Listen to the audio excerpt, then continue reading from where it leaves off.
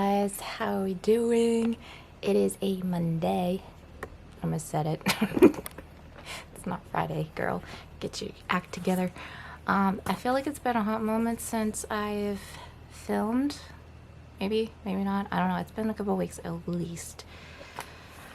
And I'm not used to vlogging, so I'm out of habit, out of sync, which is terrible. But anyway, how's my week been? It's been pretty good, not gonna lie, but we're gonna go back to where I haven't filmed. Last time I vlogged. How is it November already? That's crazy. That's crazy. Okay. So, we last vlogged since the 19th of October. Wow. Alright, Sunday, October 20th, church nap, evening service. Pretty typical.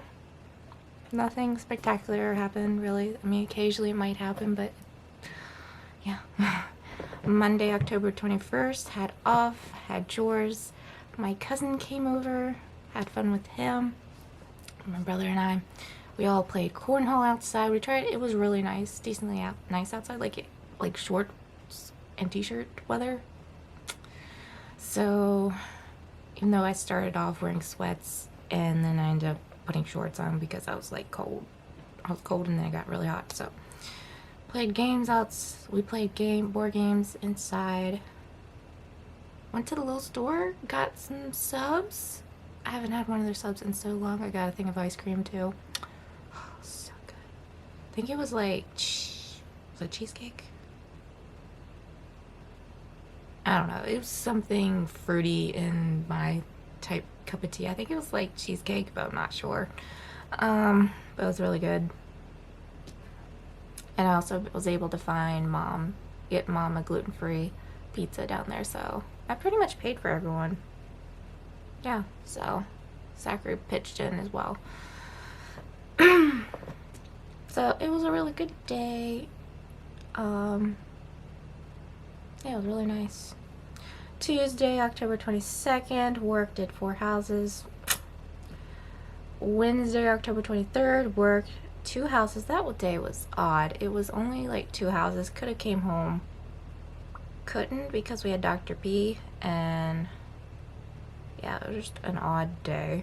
We did go to the park and walked around several times because we had time in between our doctor's appointment and mom's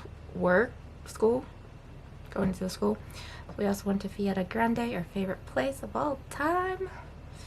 Went to Goodwill. I can't remember what we got there. I don't even remember. Yeah, like we needed to go to Goodwill, but mom has her, that's just like a cheap type. Well, it's not really cheap if you find a bunch of stuff and you pay for it. I guess if you count originally what the prices would be, it would be extortion, but it's kind of like a semi cheap place you could find even if you're not looking for anything. So I waited at the school. Before that, we went to Sheets. Mom got her coffee. I got some junk food. And then I waited at school. So, and then of course we don't get home on Wednesdays until like after 8 because, yeah, get home late. Thursday, October 24th, worked at 3 houses. I think we got home at a decent hour, so I probably got my nap in, but I'm not sure. It doesn't say, so maybe I didn't. Friday, October 25th, off chores. Don't remember much of anything that day. Saturday, October 26th, chores. I actually did clean the van because mom wanted the van clean, and so I did it.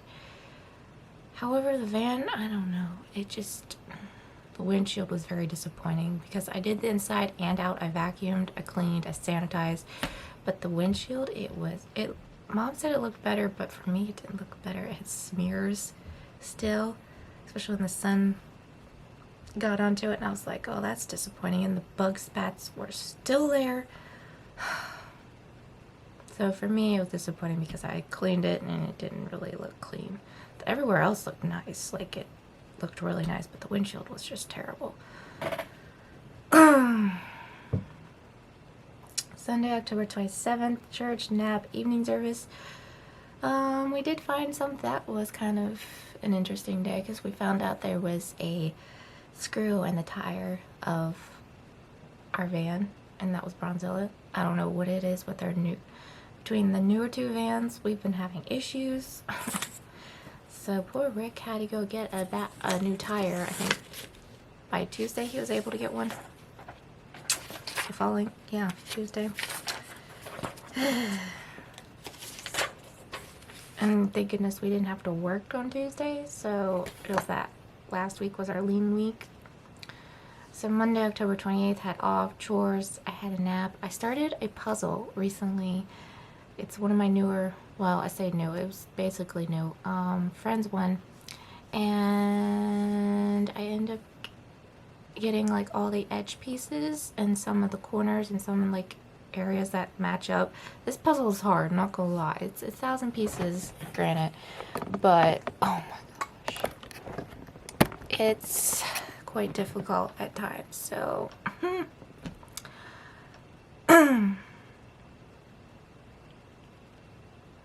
but I'm still working on it. I'm still getting used to the idea, getting it done. Okay, and then Tuesday, October 9th, we had off. We got the tire fixed, so we got a new tire on that. Chores, nap, typical. Wednesday, October 30th, we did 3 houses. We actually stopped, we went to a different restaurant. We didn't have much time. Mom wanted to get in some schoolwork in between. So even though we had pretty easy day, it wasn't as busy as the last week, or the last following Wednesday. Or crazy, I should say. So we only had 2 houses that time, but this time we had 3. It wasn't hard.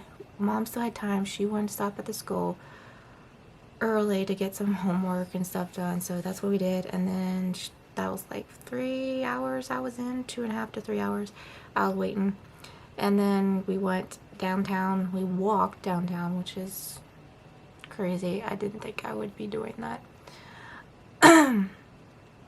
But I was able to find some places that Mom could eat that were conducive. There's other restaurants but I could eat at, but she couldn't because of her gluten allergy.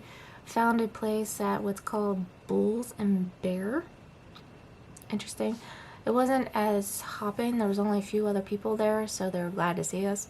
But they had some gluten-free options, and Mom got a salad, basically. I guess she was trying to find the quickest thing, and I got a chicken sandwich, which was pretty big. The chicken piece was like huge. Like, I kid you not, it was like that thick. It was huge, and it was good. So, and I got some pretty good sweet potato fries. So yeah, that was a good place to eat. Quick. It was just down a few blocks, I guess you could say. It was just down the road a bit.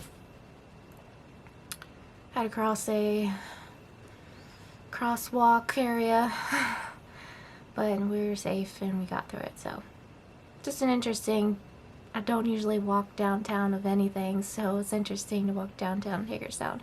So we were able to find a few restaurants if we would ever want to go. They even had a boba shop, but I was like, didn't actually stop there, but it sounded really good. So we also dropped off some stuff to get rid of and to send back because something didn't fit, and we were just getting rid of some more stuff. And then I waited at school, and then of course we got home late again.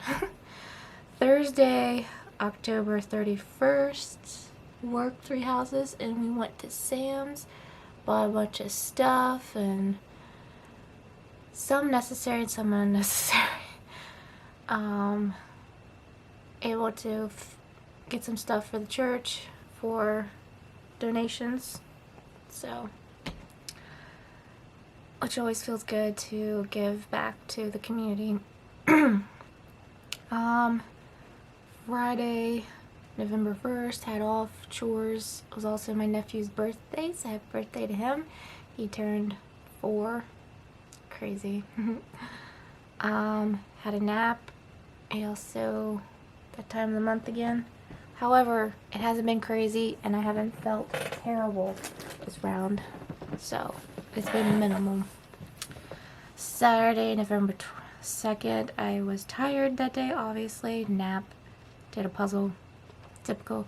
Sunday, the 3rd, church, nap, evening service. Typical again. And now we're on today. So, that's pretty much it in a nutshell the last couple weeks. Hoping to get to Bible time because I'm so behind with editing and getting these videos up. So I'm sorry. Plan on doing that hopefully today. Yeah, I'm just gonna get some chores done and hopefully get some things done that I just have been putting off. Guys, the purple is fading out already. I'm so I like it, but I'm also sad at the same time. So I don't know.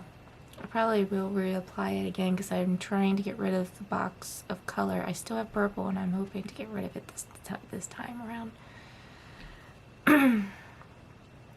But yeah, I gotta get my bum going, so you'll see me later, hopefully around Bible time. Hey guys, everybody's favorite time of vlog, Bible time. Alright, we're in Deuteronomy chapter 13, and this is titled, A Warning Against Idolatry. Suppose there are prophets among you, or those who dream dreams about the future, and they promise you signs or miracles, and the predicted signs or miracles occur. If they then say, Come, let us worship other gods, gods you have not known before, do not listen to them. The Lord your God is testing you to see if you truly love him with all your heart and soul. Serve only the Lord your God and fear him alone. Obey his commands, listen to his voice, and cling to him. The false prophets or visionaries who try to lead you astray must be put to death, for they encourage rebellion against the Lord your God, who redeemed you from slavery and brought you out of the land of Egypt. Since they tried to lead you astray from the way the Lord your God commanded you to live, you must put them to death. In this way you will purge the evil from among you. Obviously, you're not going to kill people. That was talking about back in the day that they were supposed to do that. But now, you just rebuke them. Okay, anyway, a little sidebar called Whispered Temptations. The Israelites were warned not to listen to false prophets or anyone else who tried to get them to worship other gods. The temptation to abandon God's commands often sneaks up on us. It may come not with a loud shout, but in a whispering doubt. Whispers can be very persuasive, especially if they come from loved ones. But love for relatives should not take precedence over devotion to God. We can overcome whispered temptations by pouring out our feelings to God in prayer and by studying his word. Suppose someone secretly entices you, even your brother, your son or daughter, your beloved wife, or your closest friend, and says, Let us go worship other gods, gods that neither you nor our ancestors have known.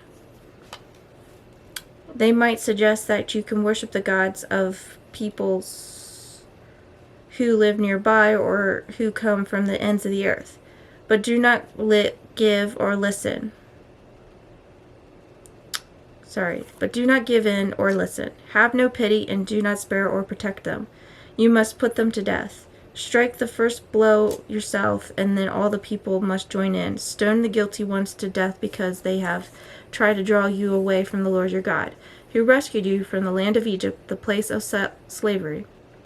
Then all of Israel will hear about it and be afraid, and no one will act so wickedly again.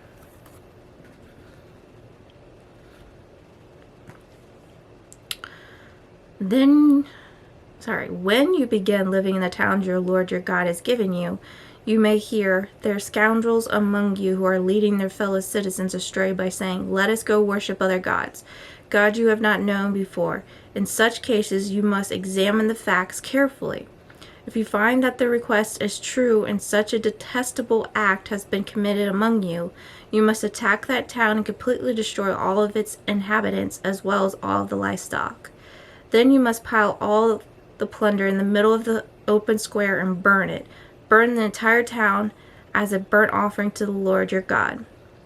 That town must remain a ruin forever. It may never be rebuilt. Keep none of the plunder that has been set apart for destruction.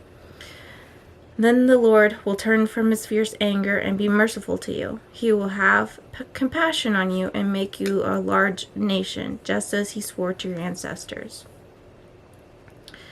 The Lord your God will be merciful only if you listen to his voice and keep all his commands that I'm giving you today, doing what pleases him. So that is Deuteronomy chapter 13. So now we're getting to devotions. It is titled A Masterpiece. Ooh, we're changing it up from Jeremiah to now Lamentations. I can't remember where Lamentations is. I'm going to have to look at the books of the Bible. It's after Jeremiah, okay. Lamentations chapter 3, verses 19 through 24.